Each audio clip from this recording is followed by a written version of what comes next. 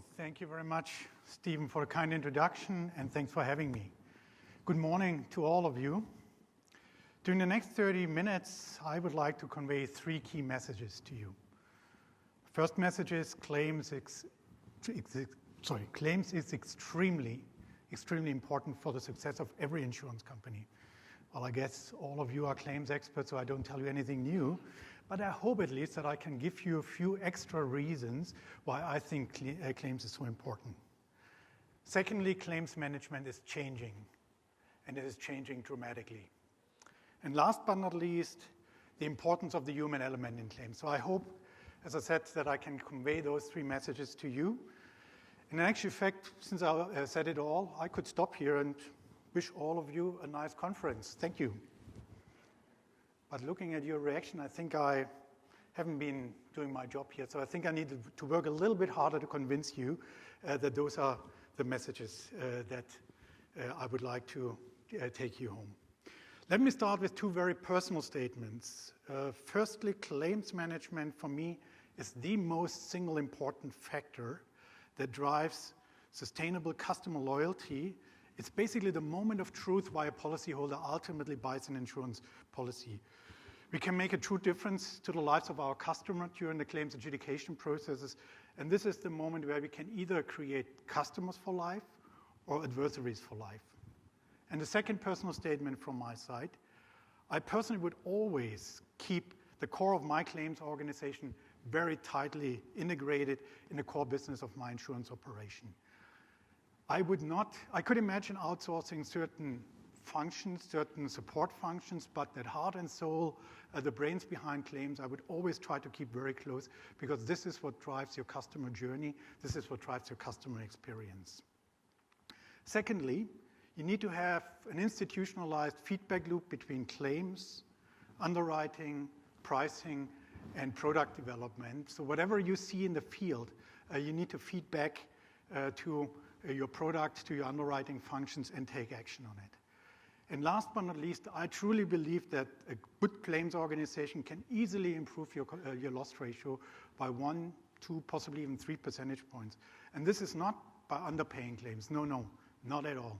This is, I just mentioned it, that institutionalized feedback loop, but it's also aspects like having an institutionalized fraud management, having access to trusted repair shops or contractors, but also to work closely with your adjusters, seeing what happens in the field and take action on it. After all those opening statements, let me come to the core messages of my presentation. Claims management is currently going through significant change processes driven by changing customer behavior and changing technology. And I truly believe that claims management 5 years from now is going to be distinctly different from now. And let's look a little bit deeper into it. I start by reviewing the world around us and how customer behavior is changing. This is not an insurance specific view, but an industry agnostic view. Customer behavior is often shaped outside our industries, and customers then immediately expect the same reaction from their insurance carriers. So I put up here 6 trends that we see is shaping our world today. And let me go through them one by one. Sharing economy. Business models like Uber, Airbnb, but also Netflix or Spotify are all based on the same principles. It's the notion of the underutilization of personal assets. On average, we have a utilization rate for personal assets of about 4%. And there's a clear trend to move away from owning to renting upon demand. And to give you an example, if you look at today's population, urban population in the US below 35 years, 1/3 of them are considering not owning a car, but satisfying their public transportation, or their transportation needs by a mix between public transport, ride-sharing, bicycles, or renting a car. Second trend, mobility. Location data, knowing everything around you, Yelp, Google Maps, TripAdvisor. You look for a doctor, you look for a gas station, you look for a museum, you look for a restaurant, or you look for a tourist attraction. It's all there at your fingertips. And I personally would never buy a tourist guide anymore. After all, they are outdated after 2 years when you have it all available through apps. And there's a second effect to it. If you're such a location provider, you learn a lot about the behavior of your customers, which you can translate into your offerings. Third trend that I see, removing friction. Get a mortgage by just providing your fingerprint. And we see comparable models emerging in the insurance industry. Not that long ago, a homeowner startup in California promised to give you a quote by just providing your street address and basically give you that quote within 60 seconds. All you have to do is key in your street address to their web portal, then a host of external data providers are searching, putting the whole background information together. You are asked as a customer then to verify that background information. And if you want to proceed beyond the quote, there will be up to 10 underwriting questions that will be asked, and the policy will be bound within 3 minutes. Fourth trend, social, the power of the crowd. Peer ratings nowadays become a powerful tool, not only to measure customer satisfaction, but to guide customer buying behavior. And secondly, faster penetration. To give you an example, how long did it take different technologies to reach 15 million customers, so 1.5? For the phone, it was 75 years.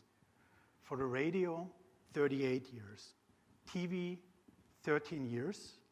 Facebook, 4 years. And Angry Bird, 35 days. Well, if you combine that faster penetration with the power of the crowd through peer ratings, you can imagine how quickly things can go viral and how you can build or destroy your reputation in today's world. Fifth trend, new data exchange. Netflix, Amazon, they give you recommendations based on your profile, and Netflix goes beyond that. They produce content based on the customer interest. And last but not least, right here, right now, Amazon clearly has changed the rules. What we see is that 25% of US shopping malls are predicted to be out of business within a decade. And even an Amazon same-day delivery may get disrupted by technology like 3D printing. So what does it all mean for the insurance industry? Let's zoom in a little bit closer, and what I've been drawing up here is the insurance value chain, and I believe that every part of the insurance value chain will literally get affected or disrupted by change nowadays. And what I've also put up here are some overarching trends that we see: customer experience, process automation, digitalization, data analytics, artificial intelligence, or IoT and technology in general, that will have an impact. And let me go from left to right, from product development all the way to claims, to some of the changes that we see. On the product side, we see new products and risks emerging: shared economy, autonomous vehicles, cyber risks, but we also see new prevention models arising. Tomorrow's successful insurer, I truly believe that, will go beyond the pure insurance solution, but they will work towards preventing claims. Stephen showed it very nicely in his slides, and basically where the insurance becomes like the back-end solution. Only if sensor technology and all kind of other preventative measures are not working, then the insurance solution kicks in and settles the claim. On the marketing side, deeper customer insights, we spoke about that, and then translating that into highly personalized propositions. On the distribution side, it's about ease of use, it's about digital and direct channels, but more so it's about digitally enabled agents and predictive sales analytics. On the underwriting side, we see trends like data pre-population. I described it with the homeowners example. We see predictive analytics, automated underwriting, advanced risk selection, and the very same ecosystems that I spoke to you before when it comes to sensor technology. In particular, when we look at data analytics, I think it is fair to say that was truly advanced 3 years ago has become table stakes nowadays. And as an insurance company, if you're not heavily engaging in those fields, you seriously run the risk of becoming irrelevant. Let me move on to service and claims, and both of them are closely interrelated. That's why I will deal with them as one. On the service side, customer segmentation and micro-segmentation becomes more and more important. We see chatbots, digital self-servicing, call center analytics arising. And if I look at key trends in the insurance, in the claims space, well, all I would say, just look at the brochure here for our conference over the next 2 days. It is about efficiencies, it's about process optimization, delivering greater accuracy and efficiency, auto adjudication. Then it's about customer experience, personalized, transparent, and seamless experience, and self-servicing, digital self-servicing. On the claims tech side, artificial intelligence, machine learning, fraud detection, drones, we've seen it all. And then on the next frontier, so what is coming in the future, where we look at claims reduction, claims prevention through sensor technology, and the availability of real-time data. What does it mean today? If we look from an agent's perspective today, why are they recommending an insurance company to their customer? It's about competitive pricing, not a surprise, but then it's about claims responsiveness and claims quality. You see 2 out of the top 3 criteria directly related to claims management. And what is driving policyholder satisfaction during a claims adjudication process? It's about availability of information so that you as a policyholder know every moment in the step of your claim where you're standing and what comes next. And it is about speed, not necessarily maximum speed to get your claim settled, but adequate speed. If you look at a J.D. Power survey from early 2019, what we do see is that the customer satisfaction for a claim that was perceivably settled on time was 905 out of 1,000. Whereas when it took longer from a customer's perspective to get a claim settled, that satisfaction index dropped to about 750. And that was the single most deterrent to drive customer satisfaction down. Last but not least, InsurTech. Looking back a couple of years, InsurTech and insurance innovation was mostly focusing on areas like distribution or data analytics. In 2018, about 50% of the global InsurTech spend was in the P&C industry, 46% to be precise, and we had about a third in health, about 20% in life. The usual segments prevailed, so about 40% of the spending was in distribution and another 40% in pricing and products, but claims is quickly catching up with about 15% of the spending, and that is the fastest accelerating segment in the InsurTech space. That will clearly have an impact on the insurance journey tomorrow. In 10 years' time, a fully digitalized claims journey is a must. What do I mean by digitalized claims journey? It starts with the digital claims prevention, IoT sensors, as I described it before. It's about automated claims management in the next step, from your fraud management, case management, status tracking. Then comes the digital loss assessment and repair, from video inspections to adjuster appointments, repair shop appointments, and automated estimates based on AI and machine learning. And last but not least, automated settlement. All of those technologies are in use today already, but there is hardly any insurance carrier that brought them together for a connected customer journey.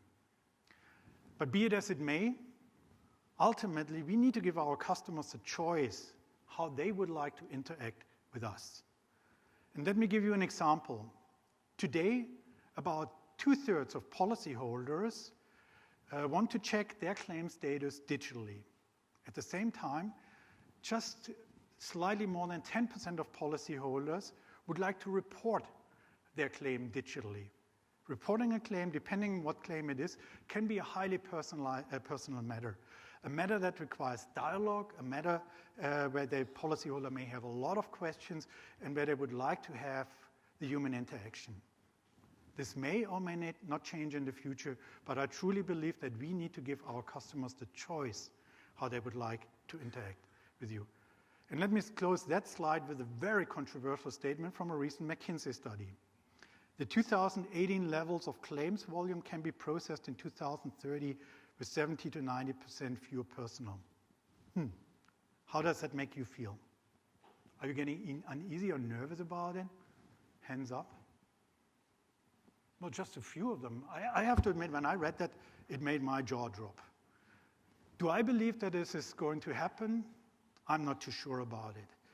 Yes, we have easy standardized claims that can be highly automated. Yes, we have back office processes that render significant optimization and automation potential. Yes, we can become by far more efficient by using technology in the adjudication process. But I personally believe, and that's my very personal view, it would be a big mistake to take the human element out of the equation. And just think of that video that we saw from State Farm before.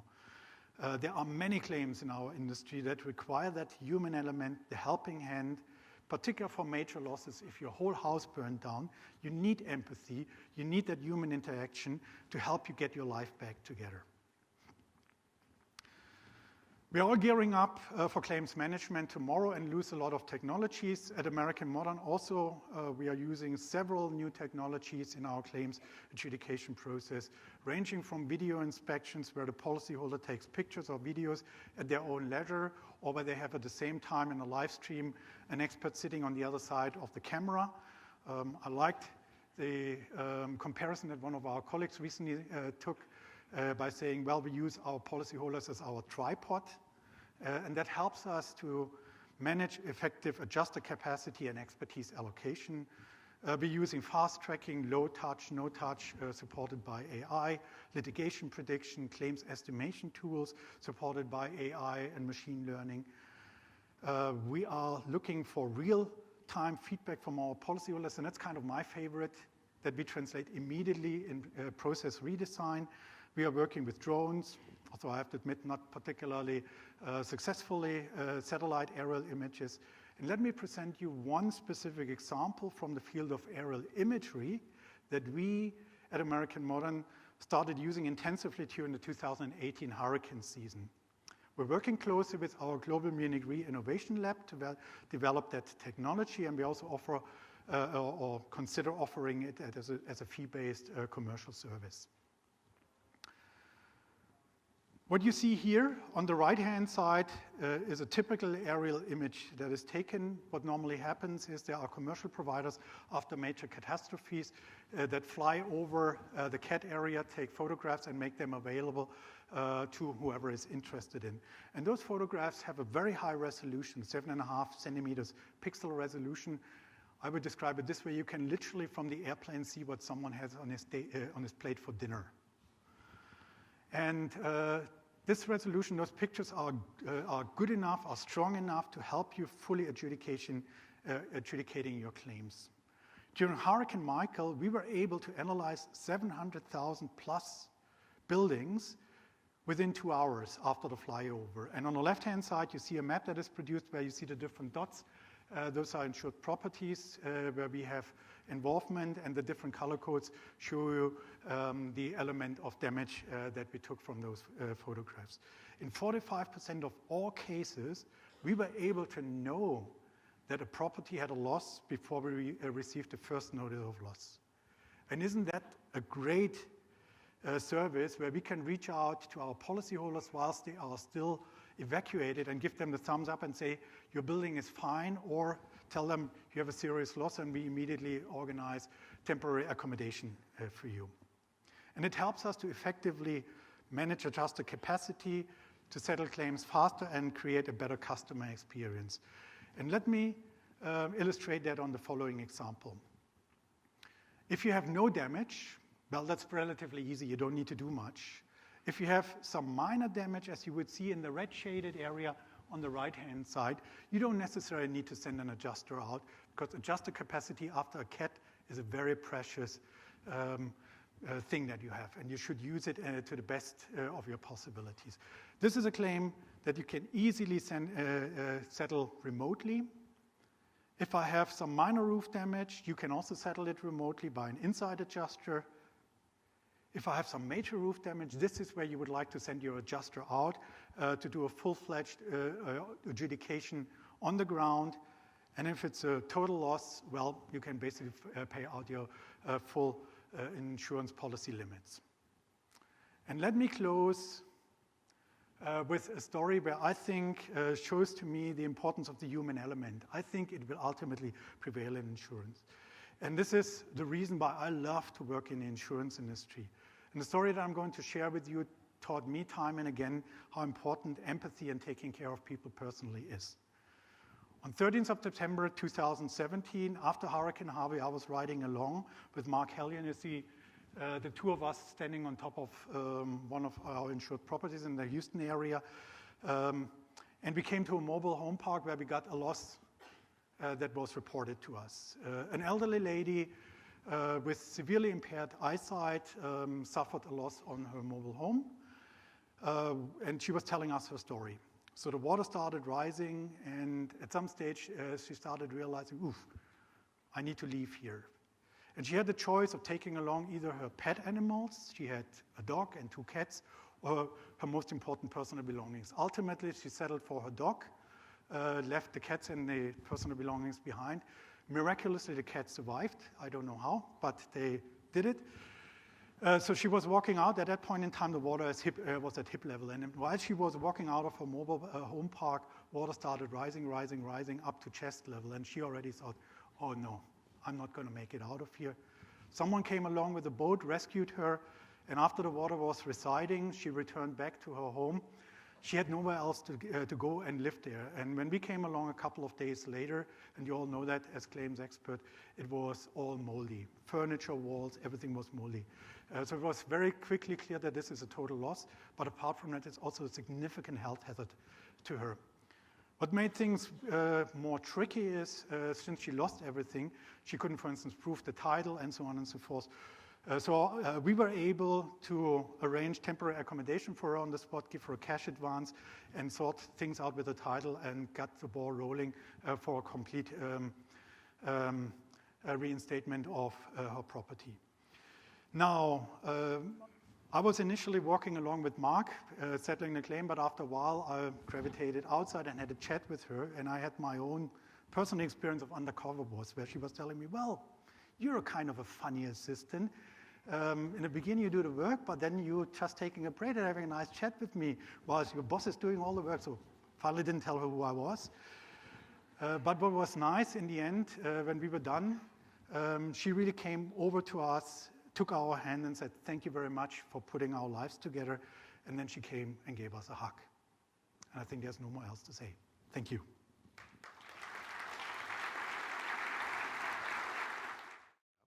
All right, so 95% of insurance carriers are either using or thinking about using virtual claims process in everything they do. Mic's off. Okay, here we go. The mic's back on. 95%, and you think about 5 years ago, how many of us were actually thinking about using virtual or even in the virtual space? It's moving at a rapid pace. 45% of consumers, when they purchase a policy, want to weave in and out of the channel of their choice. They want to go in through a digital channel. They may want to meet face-to-face. They may want to be on the phone. Whatever it is, though, they want to meet and they want to do business on their terms. I would say in the claims area, we do it well in some spaces, but we have a lot of work to do as an industry, including Allstate.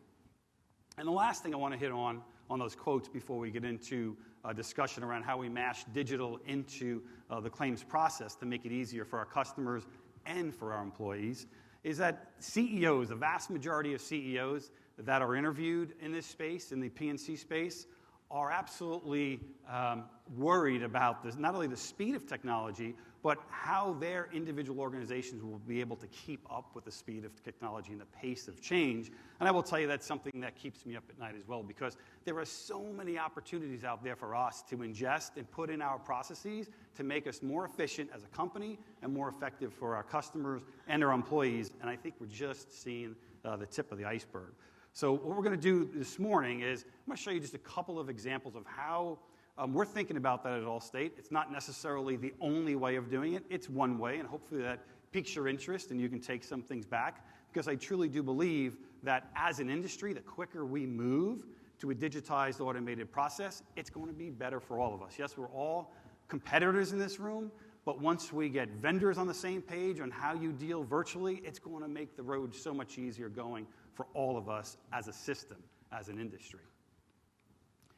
Whenever I talk about the claims business, I always want to ground us, ground myself, ground my team every time on why we do what we do, right? Our customers are looking for us to pick them up, dust them off, and get them back on the road to recovery after a loss. I mean, that's why they purchase a policy. I'm not telling you anything new. When you use that as your guiding principle, your guiding light as to why we do what we do every day, you can't help but get a bit excited about what you do and how we can show up for folks during that time of need. And so today, when we think about the claims process, it is a very linear process. It's generally first notice of loss, inspect, evaluate, negotiate, settle, pay and close. Nothing or very few things working concurrently. And that's an issue.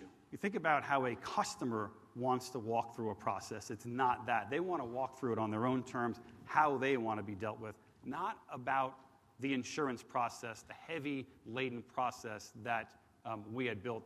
Earlier you heard somebody saying there's lots of off-ramps and a million different ways we can go. We have got to change that and put the customer at the center of everything we do. So from an Allstate perspective, and this is just, again, one way of thinking about this, putting the customer at the center, at the core of our claims processes is what we're focused on, right? How does the customer want to be dealt with? In innovation today at Allstate, we are getting more comfortable with going to market with a viable product, testing the technology in the process, and continuously improving it. Test, learn, iterate. But you've got to hit go. You've got to find a spot in which you say, I'm jumping in and I'm going. And then most importantly, how are we going to scale this? Because at the end of the day, if we put technology up front, but we just leave the technology on the shelf, it's not doing us any good. And I've seen that happen before, and we've all got to hold ourselves to a higher standard to push forward. So at Allstate, we typically start with the 900-pound gorilla when we're innovating, and we're looking how can we take cost out of the equation, how can we show up more appropriately for our customers, and it's in the auto space.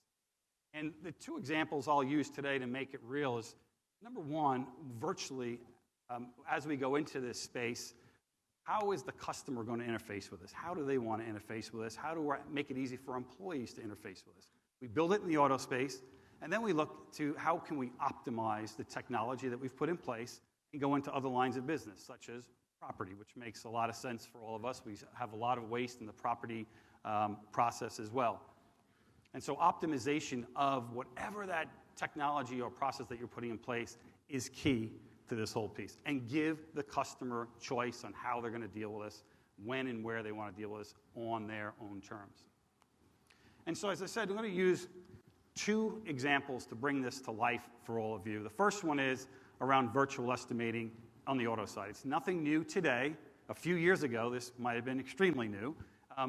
My purpose today is not for talking about something brand new that's coming out, but really how you get started, how you implement, and then how you actually scale this. Because as I said before, I think it's to the benefit of the industry if all of us start to drive towards this notion of digitizing and automating our processes. Vendors will be more used to it, and the customers will eventually get more used to it. So for those of you who don't know, Quick Photo Claim is an app that we've built. Quite frankly, it's a guided experience for the customer to take photos of the car, get photos to our digital operating center. We'll have some administrative people looking at the photos, make sure that they're appropriate, and get it onto an adjuster to write an estimate. Today, we now have 60% of our auto claims going through virtual. It's amazing to me to see the team rally and say, this is how we're going to do business, and stay true to that and continue to push forward. 2 million claims have been processed using this application. And it's like we're in like the 2.0 phase of this, right? This is just going to continue to test, learn, iterate, continuous improvement. It's not really, when we talk about extending, when I talked about optimizing new technology that we put into play, don't stop in the lane in which you started in. In other words, don't stop just in the auto lane. Look for other opportunities to use it to optimize and get as much efficiency out of that technology as humanly possible. The customers will enjoy it, and obviously the company should enjoy that as well. When I think about our industry, I always try to put an overarching umbrella around a systems thinking approach. So when you think about quick photo claims or any other virtual application on inspecting a vehicle, 30 years ago when we had drive-ins, you would write what you would see, and you would understand that, you know what, there's probably a good chance of having a supplement because we couldn't see all the damage until it's torn down.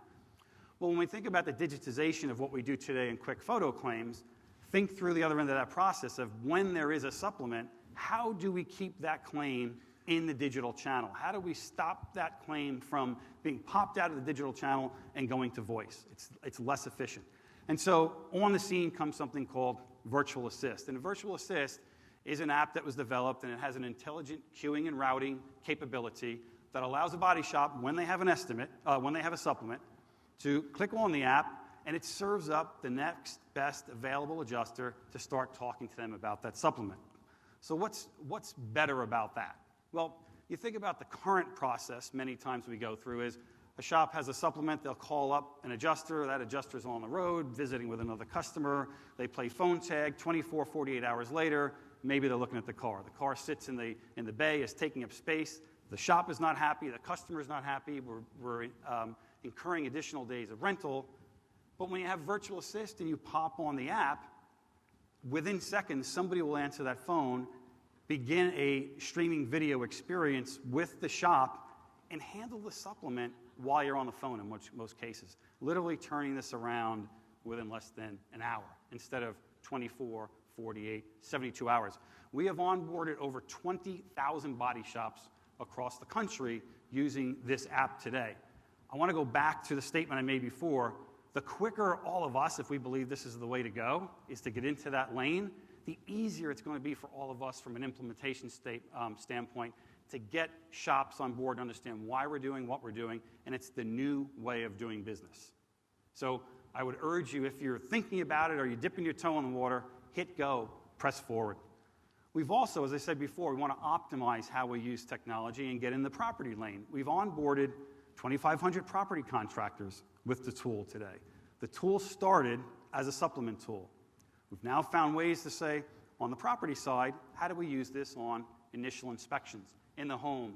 Maybe a stain on the ceiling, and a customer is okay with us clicking on the app, not sending anybody out to the house. They don't have to wait for an adjuster to come to their home, and pay and close the claim, hopefully, on one call. We've also taken the technology now initially, potentially on total losses. Think about a customer after that, probably the most arduous claims process in our industry is settling an auto total loss. And maybe the customer is going to pick up their personal belongings at a salvage yard or a tow yard, and we have another tool in our adjuster's tool belt to say, hey, when you're there, give me a call. If you want to potentially settle your total loss today, you should be able to do that with this app. You can click on your phone and walk through that streaming video around the car and adjust the car in near real time and provide an ACV. It's a really slick process when it works well. 12 million minutes of live collaboration have gone through this tool, which is pretty satisfying to see it actually work. It can actually scale.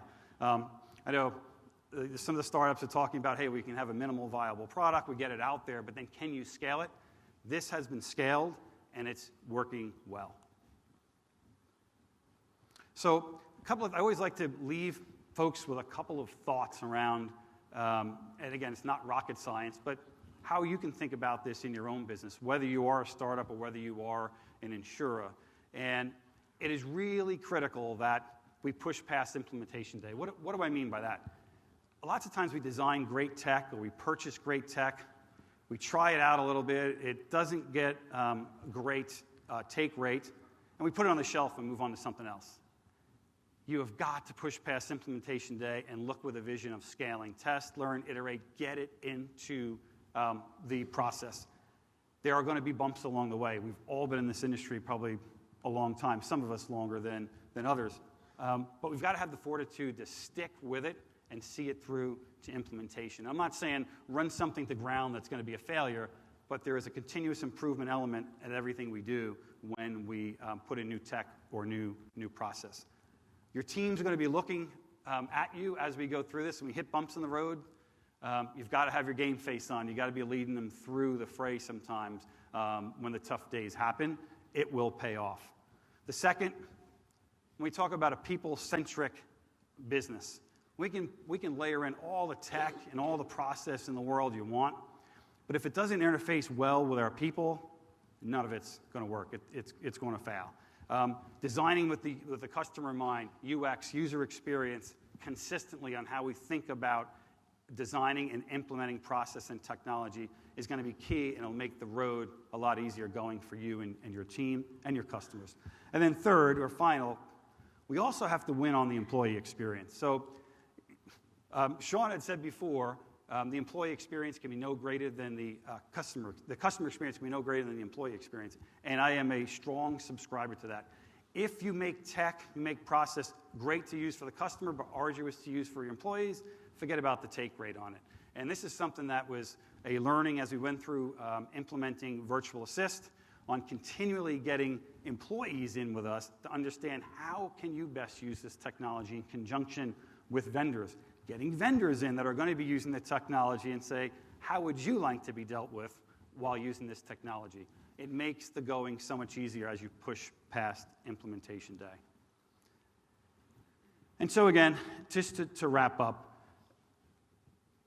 we have to create the right environment for our employees to do wonderful things for our customers. It's not just about the digital, it's how we mash digital up with process and with employees.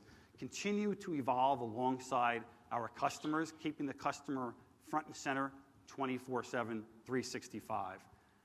I would say in the close to 3 decades that I've been in this insurance industry, I can't believe I had said that. I've got much less hair than the first day I started. I think I still have some.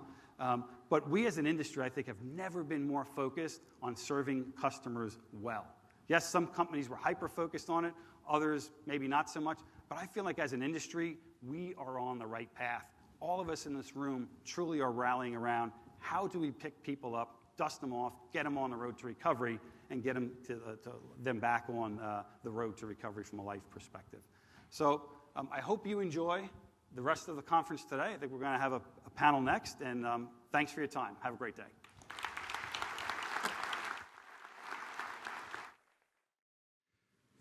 Hi, I'm excited to be here. Thank you for the introduction, and thank you for the Claims Connection conference for allowing me to speak. So I'm going to tell a quick story, and it's about our transformation.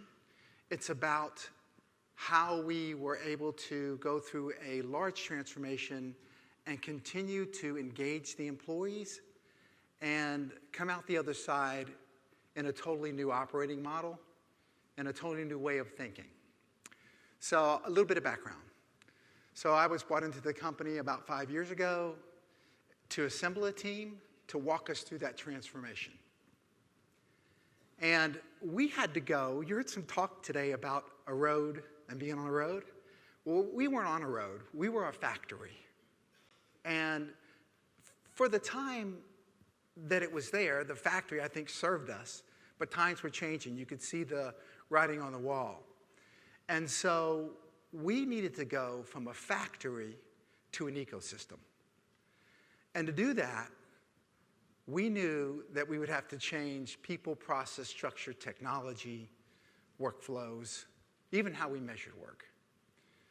So our thought process around that was to make sure that we engaged the employees all along the way in order to come out to the other side and have them lift us through the process. Our factory had some issues. We were siloed to the point that we had departments making decisions that were in conflict with each other. We were highly segmented in our work. Move the work along, don't make a decision. We were so segmented that in a typical auto accident, you could have, on a simple rear-end accident, no injury, you could have as many as 12, 14 people talk to the insured, which meant our insureds were confused, and the employees really didn't know who was making that decision and how to move the claim along. We were inwardly focused. We were not looking out into the world for solutions or dealing with our vendor partners to move ourselves forward. We thought we had all the solutions. And we were in a state that we knew we had to make a change. So as we did that, we thought about who are our two main constituents that we had to make sure that we moved through the process. Well, the transformation meant we had to have both the employees and the customers get through the other side. So with that in mind, let's take a look at the wants of these two groups. So you've heard a lot about the customers, so I'll touch on that quickly. It is about ease of doing business, right? They want you to know them. So I live on a Delta plane with my job, and I love it when I pick up the phone and I call them, and they say, "Hello, Frank, welcome to the Platinum line," just for my dial in, right? So that's a good feeling because I know they're going to take care of me. They want it to be digital and mobile. We know that they want you to have the right choice options, and the right choice options for us was actually to restrict the number of choice options. We had too many. And they want you to do it well. And they want you to guide them with empathy and know-how, right? Now here's something we haven't talked too much about. What do employees want? Employees want to make sure that they're doing more high-value work, right? They want to be rewarded for critical thought process. Well, if you think about where we were in the factory state, work 3 screens, moving along, we weren't there. They want broadened job scope. They want to be able to use that critical thought further across the spectrum and be able to take care of that customer and bring the claim to resolution, feel that ownership. They want clarity of role and clear communications. So as we did this, and we were retooling the entire organization operation, the interesting thing was that the entire industry was going through this revolution as well, right? We're all living the insurtech, data-driven change. Well, we were trying to retool everything while we're trying to adjust to the new data revolution, the new operating model that we're all trying to get into. It was a fun time. I'm actually only 28 years old, but that's how fun it was. So as we look forward, how do we build the ecosystem? How do we bring these two groups together so that we get the best for both? So I want to talk about some of the innovations that we put into place. And I want to show you how, when you look at those innovations, you could see it two ways if you were the employee. Most of the things for the customer's perspective, it made sense. But it's the employee piece that it would be really easy to leave them behind. So we used accelerated pre-fill methodologies for our loss taking. We used predictive analytics to get the right claim to the right person at the right time. We used different technologies, even in the BI space, to make sure that we were able to have the triage happen so that there were less handoffs. Now, when you think about all that, you say, well, that's great for the customer, but it would have been really easy for the employees to say, wait a minute, you're taking away some of my functionality. You're taking away some of my ownership. Or I can do that better than the computer, better than the algorithm. And so we had to make sure that they understand, no, there is a rhyme and a reason. And we can give you the things you need on the right-hand side of the equation. I guess, yes, on this side.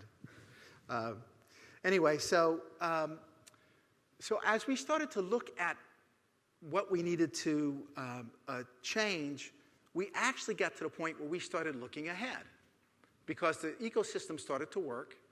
We started to get what we needed. And as we looked ahead, we realized we also needed to partner better with our vendor partners. And we went from a rudimentary understanding of how to work with our vendor partners in a way that was, we'll tell you what we need. And when you tell us how to do it, we're going to tell you then, no, we don't want to do it that way because we know how to do it. We'll put the round peg in the square hole. And we went from that understanding to we really got to partner with our vendor partners. And so I'm going to talk a little bit about the last couple items here.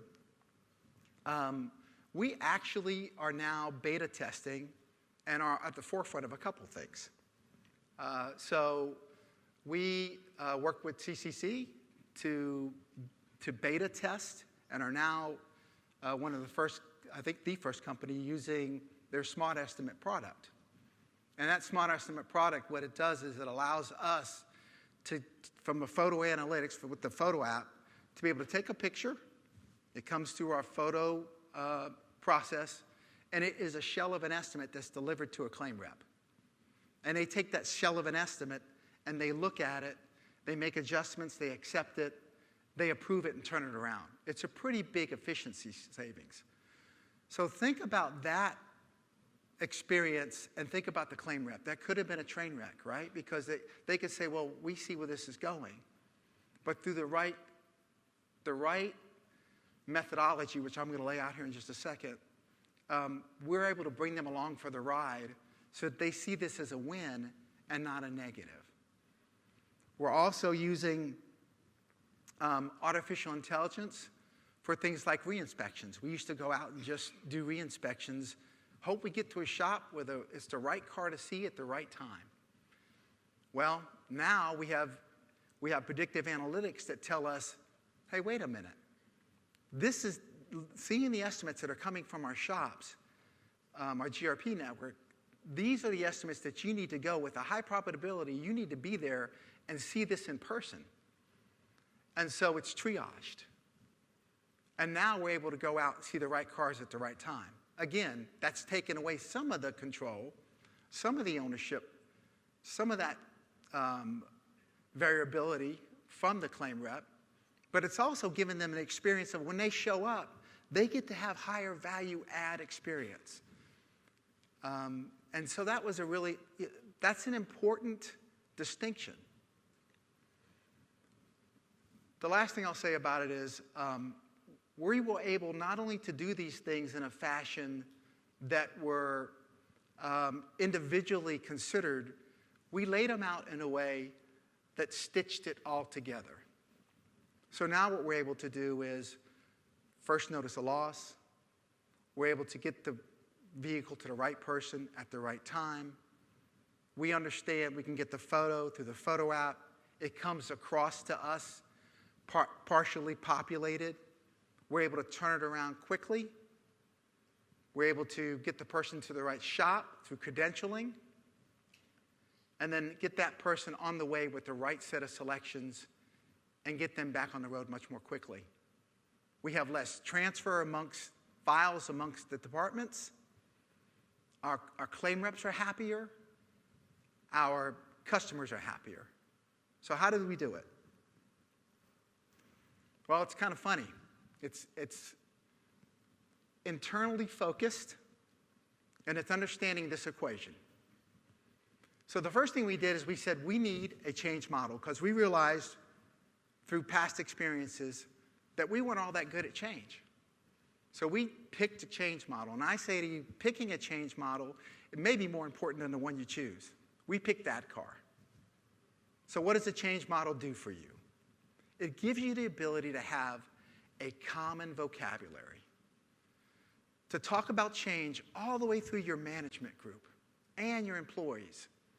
And when you have that common vocabulary, it also provides you the tool to use that common vocabulary about successes and failures along that change management experience.